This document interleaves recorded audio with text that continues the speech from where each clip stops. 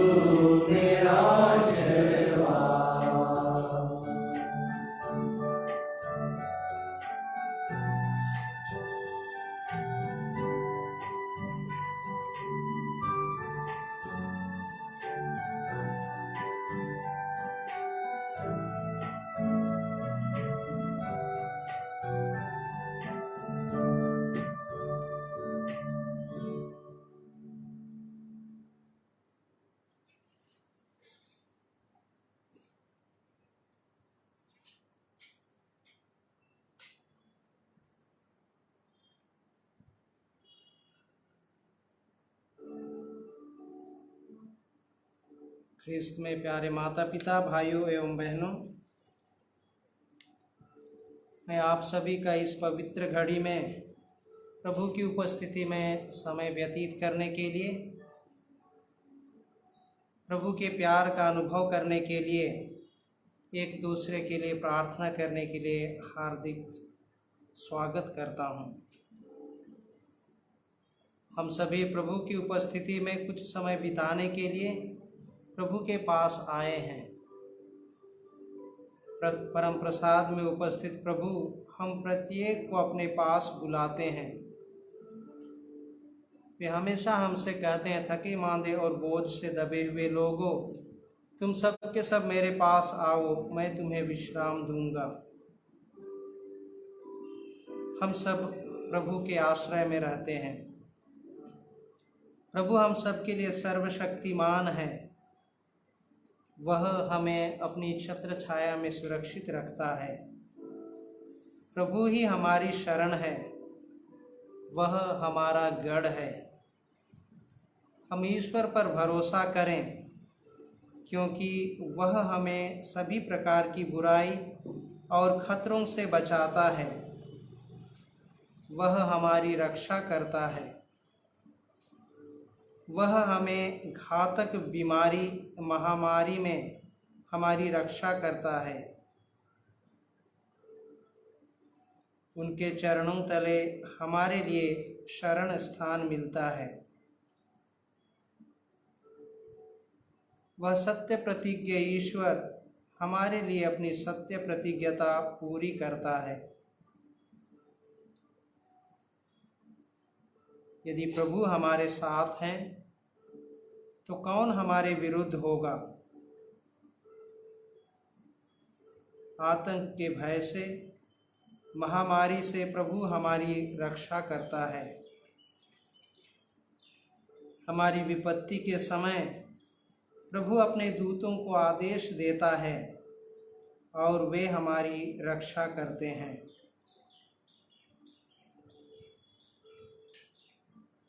प्रभु दयालु हैं, कृपालु हैं। हम सभी के लिए आशीष और कृपा के स्रोत हैं।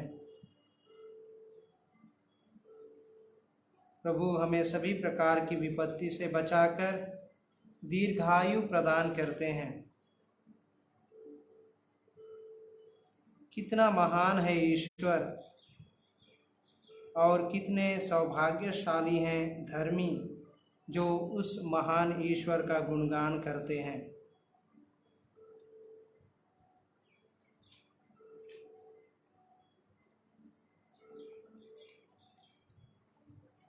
हमेशा भजनकार या स्तोत्रकार प्रभु की आराधना करना धर्मियों का सौभाग्य समझता है। और स्तोत्र 92 में प्रभु का गुणगान करते हुए भजनकार इस तरह से कहता है, प्रभु का गुणगान करना कितना अच्छा है। सर्वोच्च ईश्वर, तेरे नाम का भजन गाना, तंबूरा और वीणा बजाते हुए सितार के मधुर संगीत के साथ प्रातः तेरे प्रेम का और रात को तेरी सत्य प्रतिज्ञता का बखान करना कितना अच्छा है।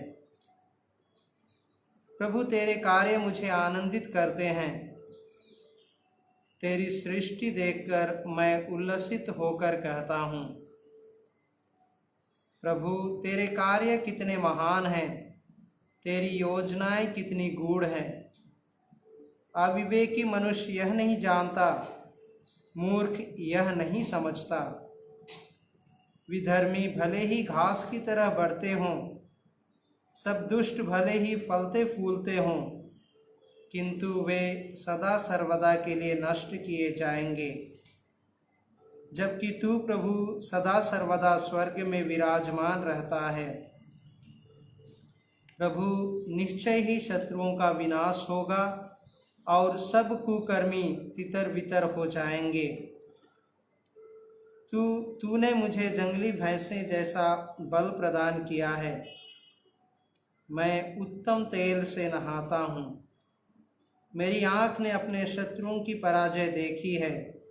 मेरे कान ने अपने दुष्ट बैरियों के पतन के विषय में सुना है। धर्मी खजूर की तरह फलता फूलता और लेबनोन के देवदार की तरह बढ़ता है। वे प्रभु के मंदिर में रोपे गए हैं। वे हमारी ईश्वर के प्रांगण में फलते फूलते हैं। वे लंबी आयु में भी फलदार हैं। वे रसदार और हरे भरे रहते हैं, जिससे वे प्रभु का न्याय घोषित करें। प्रभु मेरी चट्टान है, उसमें कोई अन्याय नहीं। सचमुच प्रभु हम प्रत्येक को संभालते जरूर हैं, हमें आशीषित करते हैं और हमें लंबी आयु प्रदान करते हैं। आइए हम प्रभु में विश्वास करें, क्योंकि प्रभु ही हम सबके लिए चट्टान है जिस पर हम प्रत्येक का जीवन टिका हुआ है। आइए हम उस महान प्रभु की आराधना एवं स्तुति एक भजन के माध्यम से करें।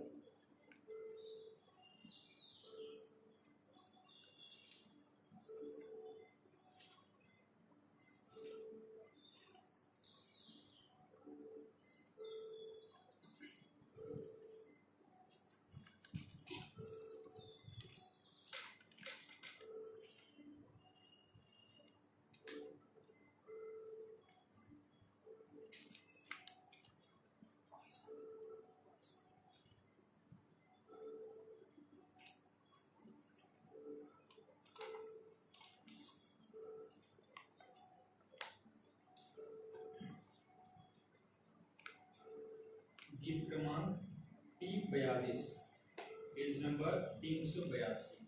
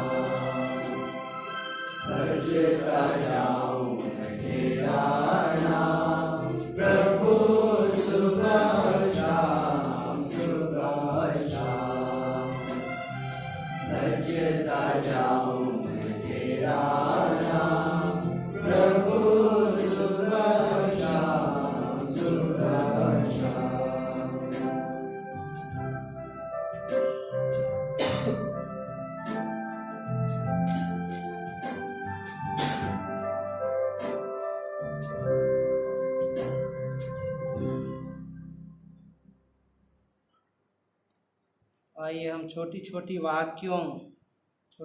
वाक्यांशों के द्वारा ईश्वर की स्तुति करें।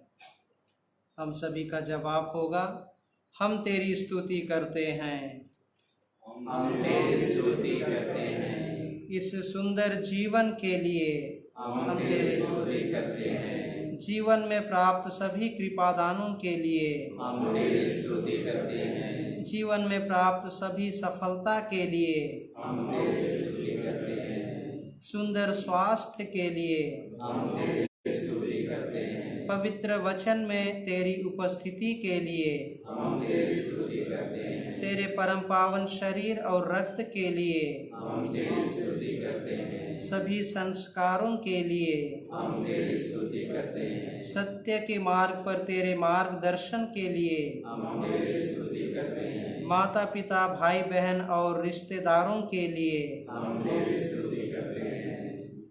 सभी सुख सुविधा के लिए हम तेरी स्तुति करते हैं। सभी प्रकार के खतरों से बचाए रखने के लिए हम तेरी स्तुति करते हैं। इस सुंदर समय के लिए हम तेरी स्तुति करते हैं। पवित्र साक्रामेंट में तेरी उपस्थिति के लिए हम तेरी स्तुति करते हैं। प्रभु सचमुच कितना भला है, हमेशा अपनी उपस्थिति अपने लोगों के बीच देते रहते हैं। वह हमें प्यार करते हैं और हमें अपने सानिध्य में रहने के लिए हमेशा अपने पास बुलाते हैं। प्रभु, हम प्रत्येक की वास्तविक स्थिति से परिचित हैं, जानते हैं। प्रभु ईश्वर सदा अपने भक्तों की प्रार्थना सुनता है और उसे पूरा करता है। भजनकार स्तोत्र ग्रंथ अध्याय 77 में ऊंचे स्वर से पुकार पुकार कर प्रभु की दुहाई देते हुए उसकी स्तुति करते हैं। हम भी आइए भजनकार के साथ प्रभु की स्तुति करें, आराधना करें और हम भी अपनी आवश्यकताओं के लिए प्रार्थना करते हुए हम प्रभु को पुकारें। मैं ऊंचे स्वर से ईश्वर को पुकारता हूँ, मैं ईश्वर को पुकारता हूँ, वह मेरी सुनेगा। अपने संकट के दिन मैं प्रभु को खोजता हूँ, दिन रात बिना थके उसके आगे हाथ पसारता हूँ। मेरी आत्मा सांत्वना अस्वीकार करती है।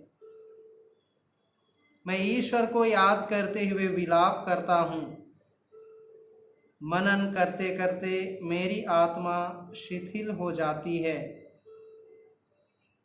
तू मेरी आँख लगने नहीं देता। मैं व्याकुल हूँ और नहीं जानता कि क्या कहूँ। मैं अतीत के दिनों पर, बहुत पहले बीते वर्षों पर विचार करता हूँ। रात को मुझे अपना भजन याद आता है। मेरा हृदय इस पर विचार करता है और मेरी आत्मा यह पूछती है, क्या प्रभु सदा के लिए त्यागता है? क्या वह फिर कभी हम पर दया दृष्टि नहीं करेगा? क्या उसकी सत्य प्रतिज्ञता लुप्त हो गई है? क्या उसकी वाणी युगों तक मौन रहेगी?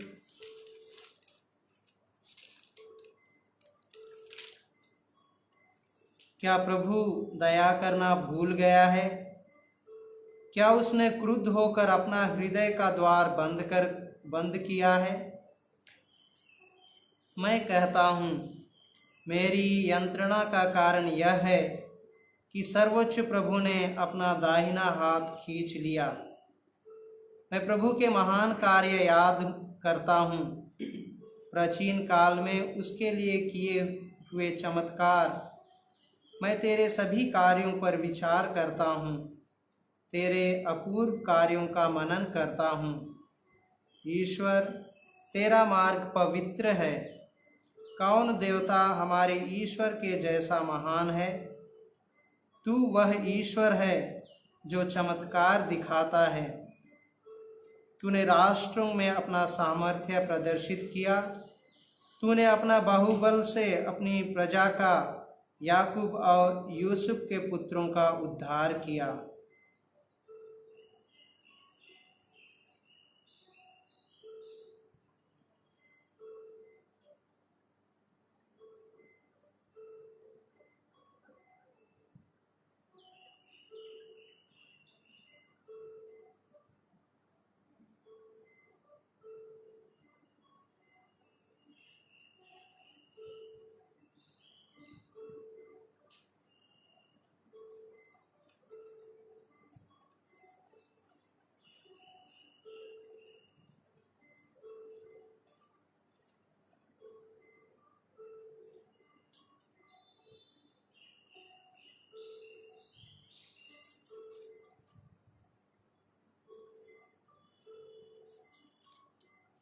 प्रभु अपनी सामर्थ्य के साथ पवित्र वेदी में इस पवित्र संस्कार में उपस्थित हैं। प्रभु सदा हम पर दया करते हैं, हर विपत्ति में हमें संभालते हैं। आइए हम पुनः उस प्रभु पर अपना मन लगाएं, ध्यान लगाएं और प्रभु की स्तुति आराधना करते हुए आइए हम पुनः और एक भजन गाएं।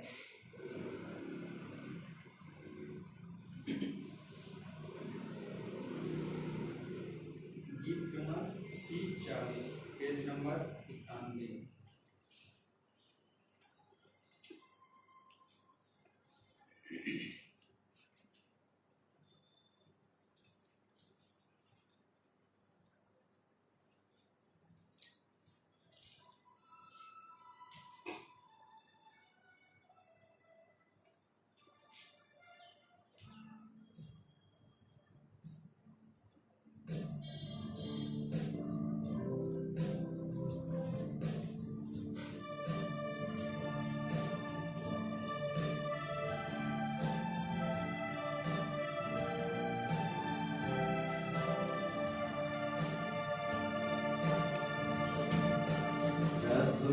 मैं करूं तेरी प्रशंसा, करूं तेरी महिमा का।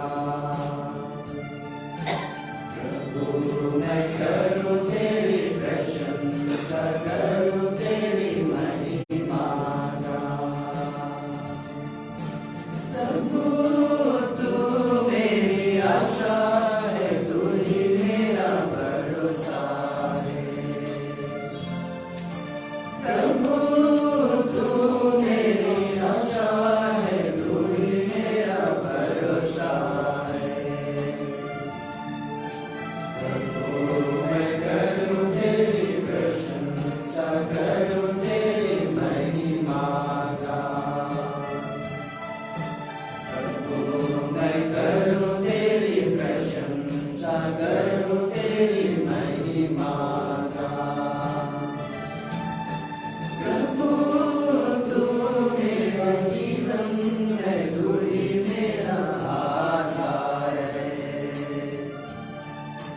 प्रभु तू मेरा जीवन है, तू ही मेरा आधार है। प्रभु मैं करूं तेरी प्रशंसा, करूं तेरी महिमा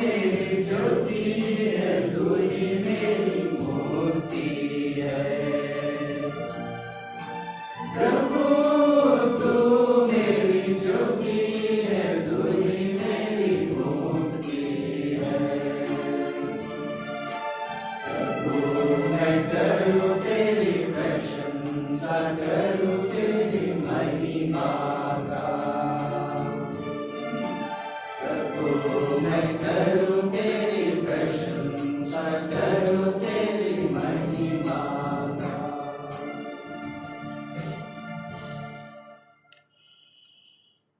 आइए हम थोड़ी देर ईश्वर की आज्ञाओं और उसके पालन पर मनन चिंतन करें।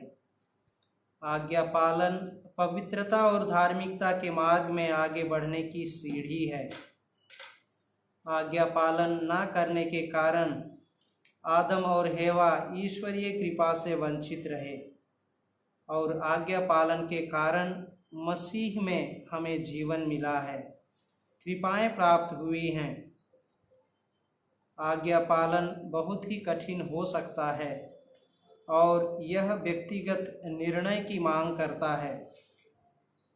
हमें सदैव प्रभु यीशु की तरह आज्ञा पालन से कभी वंचित नहीं होना चाहिए।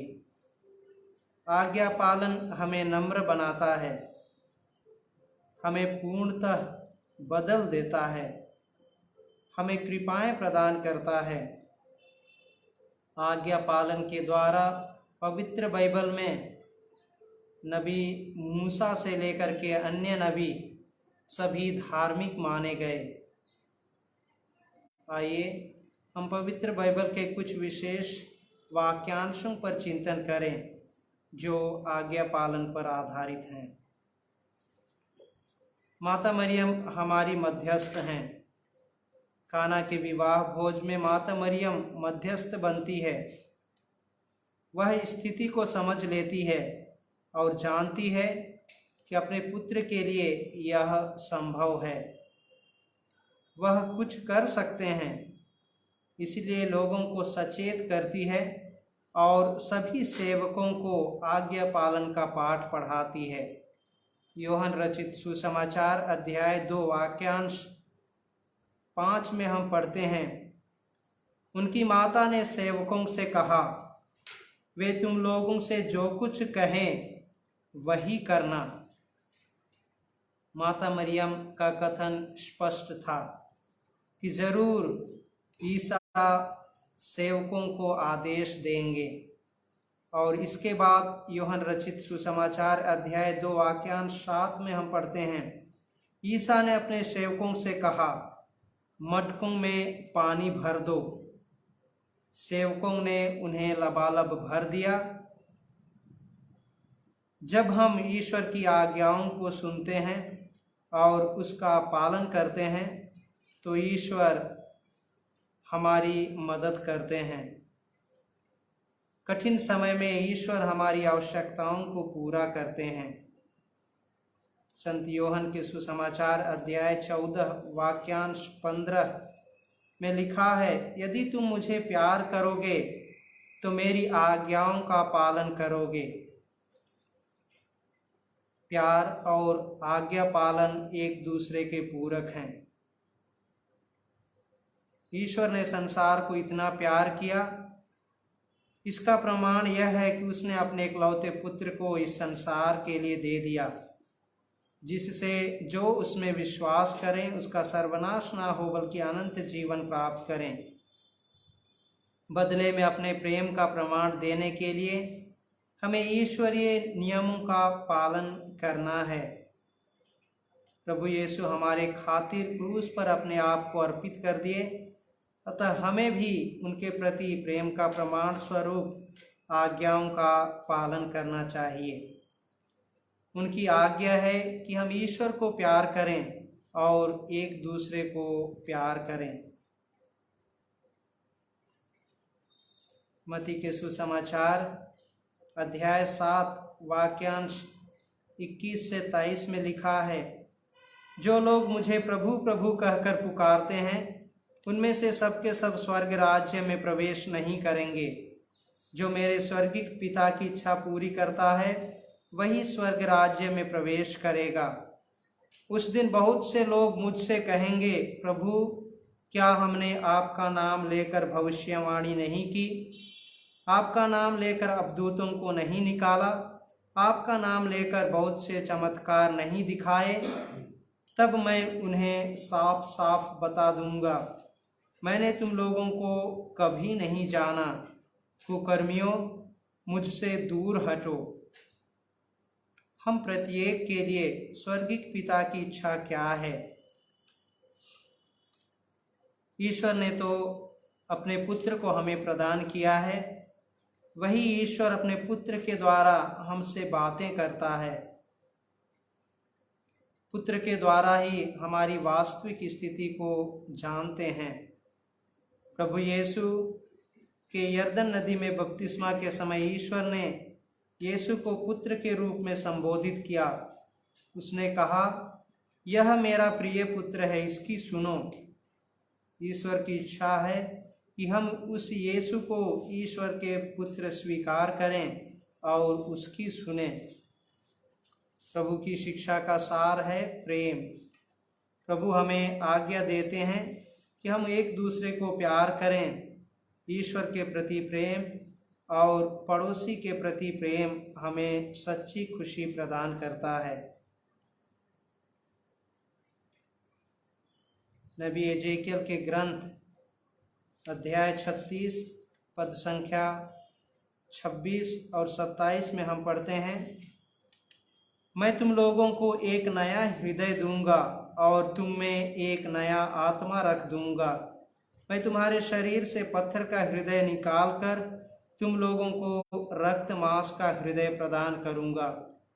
मैं तुम लोगों में अपना आत्मा रख दूंगा, जिससे तुम मेरी संहिता पर चलोगे और ईमानदारी से आज्ञाओं का पालन करोगे।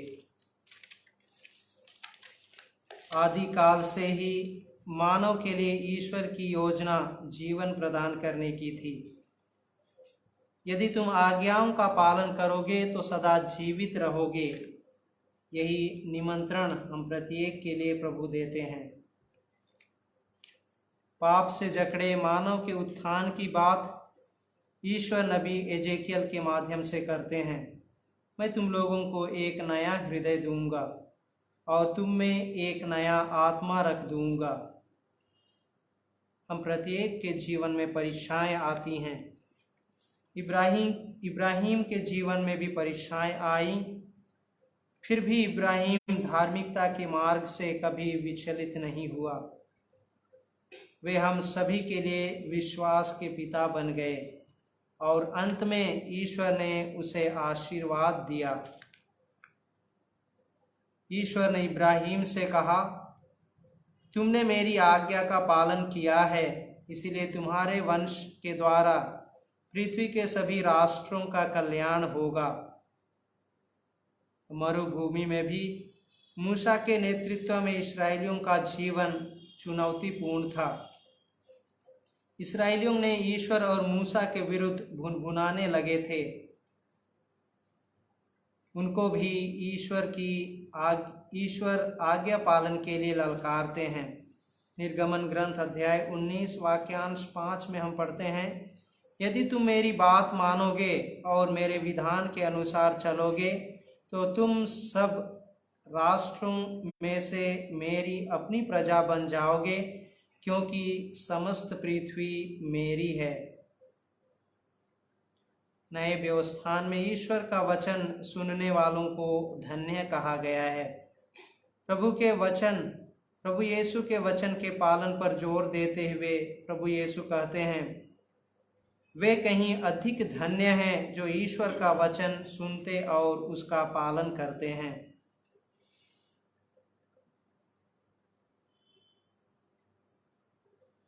आप वचन के श्रोता ही नहीं बल्कि पालनकर्ता भी बने। हम हमेशा यही कहते हैं कि हम ईश्वर से प्रेम करते हैं। यदि हम ईश्वर को प्यार करते हैं तो हम ईश्वर की आज्ञाओं का पालन करते हैं, और जब हम ईश्वर की आज्ञाओं का पालन करते हैं तो ईश्वर भी अपनी संतान को प्यार करता है। ईश्वर की आज्ञाओं का पालन करना यही ईश्वर का प्रेम है।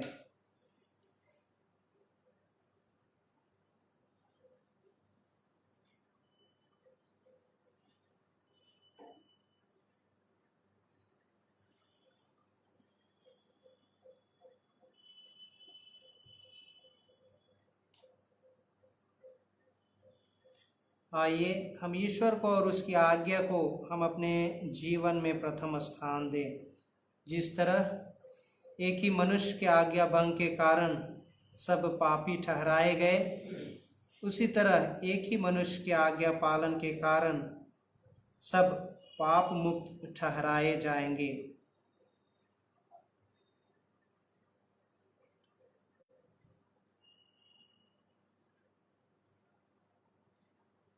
आइए हम ईश्वर वचन पर मनन चिंतन करें, जिससे कि हम अब्राहम की तरह पवित्र और धार्मिक जीवन जी सकें। प्रभु में विश्वास हमें हमेशा आनंद प्रदान करता है। आइए हम एक भजन करें।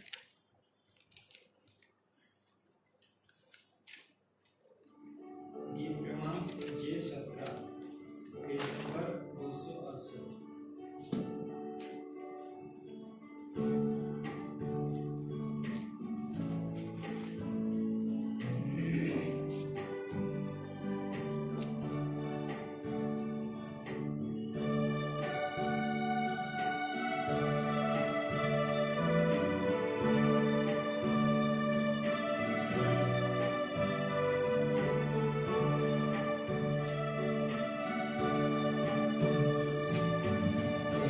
प्रभु तू ही मेरा भरोसा जीवन की डगरी में, जीवन की डगरी में।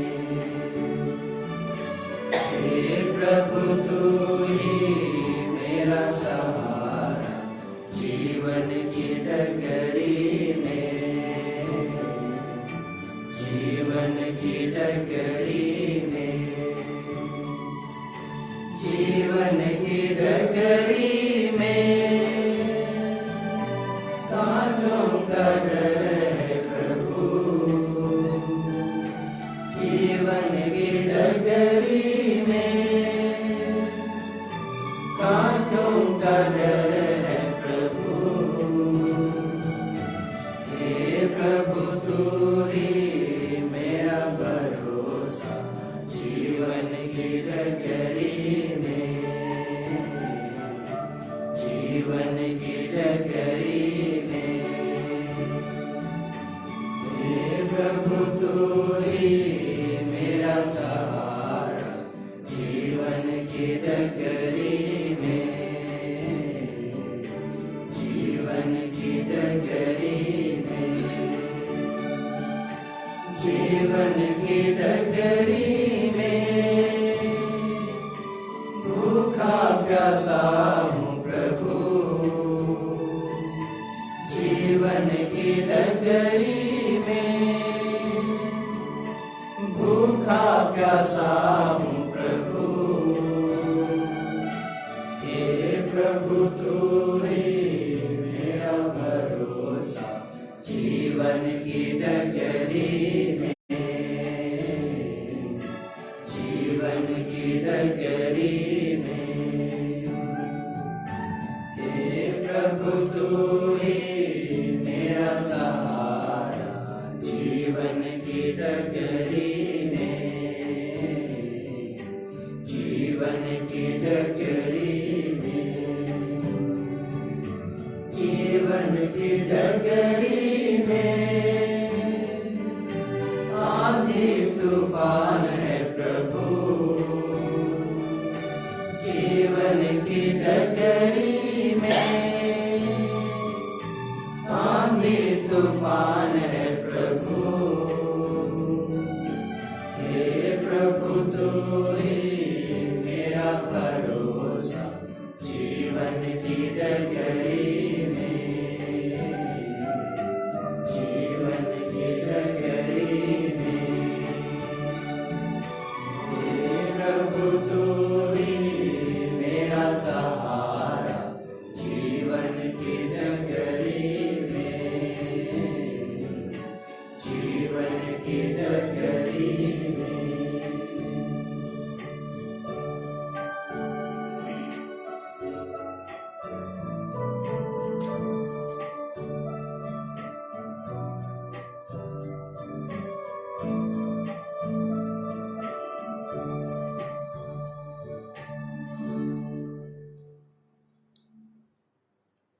संत योहन के अनुसार पवित्र सुसमाचार अध्याय 16 पद संख्या 20 से 23 तक। मैं तुम लोगों से यह कहता हूँ, तुम रोओगे और विलाप करोगे, परंतु संसार आनंद मनाएगा। तुम शोक करोगे, किंतु तुम्हारा शोक आनंद बन जाएगा। प्रसव निकट आने पर स्त्री को दुख होता है, क्योंकि उसका समय आ गया है, किंतु बालक को जन्म देने के बाद वह अपनी वेदना भूल जाती है, क्योंकि उसे आनंद होता है कि संसार में एक मनुष्य का जन्म हुआ है। इसी तरह तुम लोग अभी दुखी हो, किंतु मैं तुम्हें फिर देखूंगा और तुम आनंद मनाओगे। तुमसे तुम्हारा आनंद कोई छीन नहीं सकेगा। उस दिन तुम मुझसे कोई प्रश्न नहीं करोगे। मैं तुम लोगों से कहता हूँ, तुम पिता से जो कुछ मांगोगे वह तुम्हें मेरे नाम पर वही प्रदान करेगा।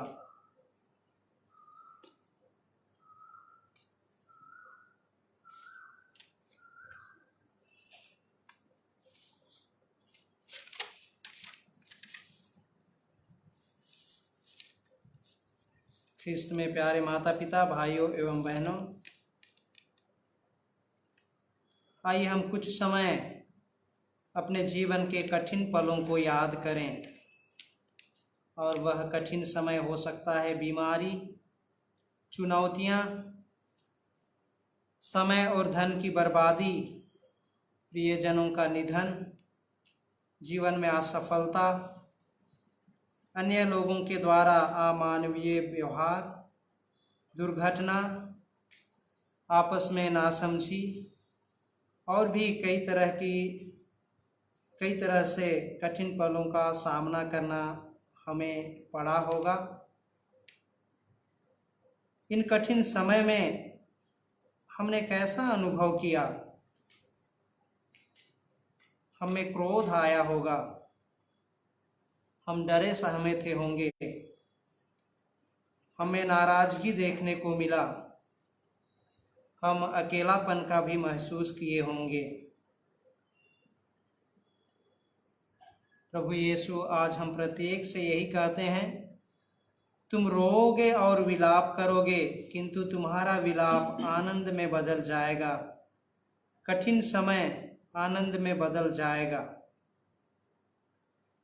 हमारे जीवन में समय आता है जो ऐसा प्रतीत होता है कि धार्मिक जीवन, ईश्वरमय जीवन ज़्यादा दुखदाई है और सांसारिक जीवन सुखद प्रतीत होता है, लेकिन यह सच नहीं है।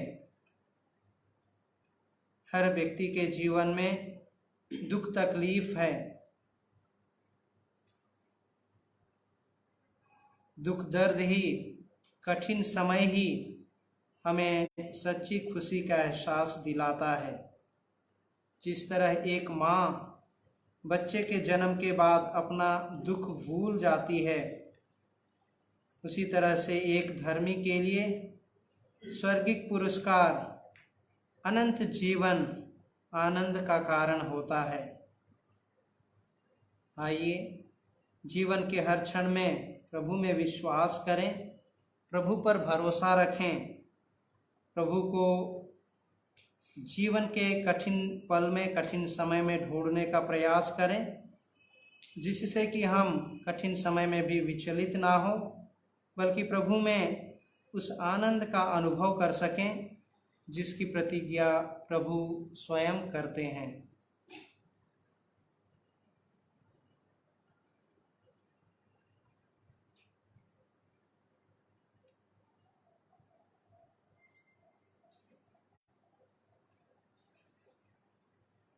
आइए हम जीवन के सभी आवश्यकताओं को प्रभु के चरणों तले अर्पित करते हुए पवित्र संस्कार की आशीष के लिए हम घुटने टेकें।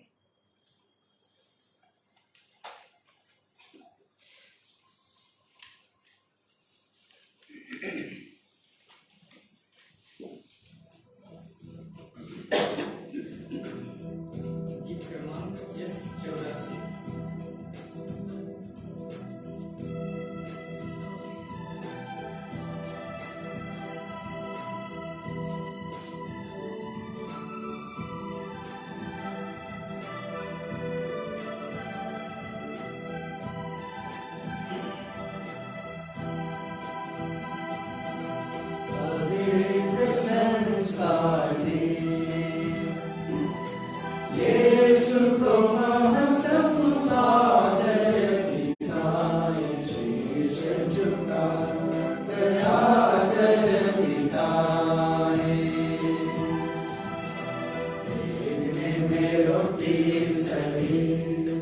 वास्तव में रोटी नहीं, देखने में रोटी सही, वास्तव में रोटी नहीं। यीशु प्रभु की देह और लहू यही, पवित्र संस्कार यीशु को महत्तम आदर दिखाए, शीश झुका कर आदर दिखाए। पिता पुत्र परमेश्वर को युग युग प्रशंसा हो, पिता पुत्र परमेश्वर को युग युग प्रशंसा हो। दोनों से प्रसिद्ध आत्मा को सदा सम्मान, पवित्र संस्कार में यीशु को महत्तम आदर दिखाए, शीश झुका कर आदर दिखाए। तूने उन्हें स्वर्गीय रोटी दी, जिसमें समान धर्म मिलता है। हम प्रार्थना करें। हे ईश्वर, तूने इस अद्भुत संस्कार द्वारा हमें अपने दुखों का स्मारक दिया है। हमें अपने शरीर और लहू के पवित्र भेद का इस प्रकार आदर करने की कृपा दे कि हम मुक्ति का फल नित्य अनुभव करें। तू जो युगान युग जीता रहता और राज्य करता है।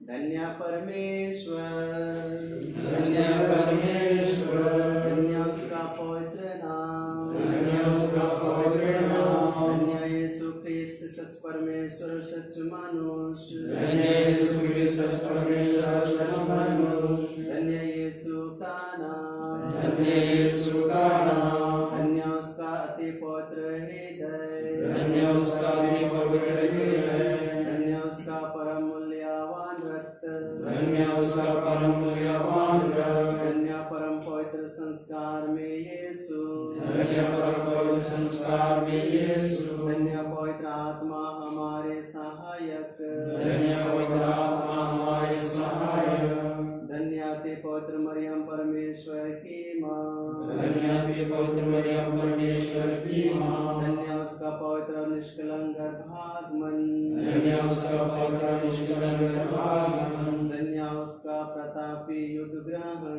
धन्य उसका प्रतापी ग्रहण, धन्य कुमारी और माता मरियम का नाम, धन्य कुमारी और माता मरियम का नाम, धन्य उसका अति शुद्ध वर संतियों से, धन्य उसका अति शुद्ध वर संतियों से, धन्य अपने दूतों और संतों में परमेश्वर, धन्य अपने दूतों और संतों में परमेश्वर। गीत क्रमांक G32 पेज नंबर 235।